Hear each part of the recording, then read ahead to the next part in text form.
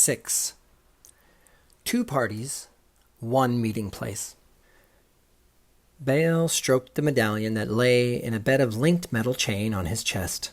He felt stronger and more sure of himself, since he'd found the medallion on a crypt's corpse.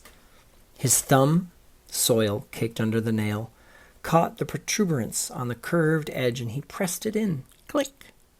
The back of the medallion opened, and a piece of parchment fell into Bale's waiting hand. Bale held it up in the afternoon light. A woodblock print depicted a stairwell leading down to a tavern with no windows and a single door, above which a painting of a dragon's wings spread over the facade from one side of the building to the other. Bale lowered the paper, and sure enough, he was standing across from the very place. The Golden Dragon Tavern. A flutter of turquoise leather and bearskin tumbled down the stairs. A man in a worn green robe pivoted aside as the door opened.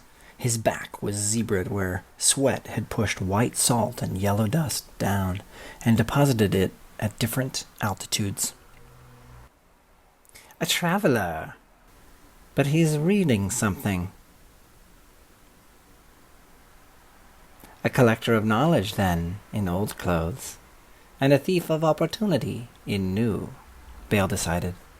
He spoke to himself.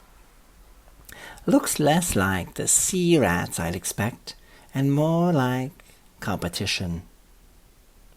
Sometimes quests were competitively bid. Sometimes the best treasure hunts have multiple aspirants. In the past, I might have waited for the next opportunity or hired out with a traveling caravan. But now, and Bale rubbed the medallion, I feel like any job I want, I can have. This is it, he called over his shoulder. A pair of dock watchmen turned on him at the sound. What's that?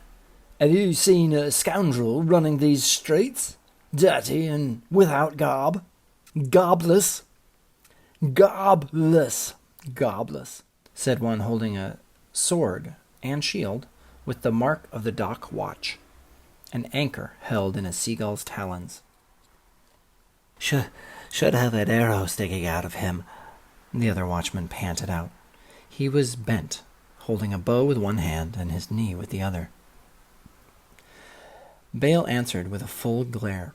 Then stay out of our way, said the bowman, giving Bale a hard shove and falling back a pace when Bale did not move.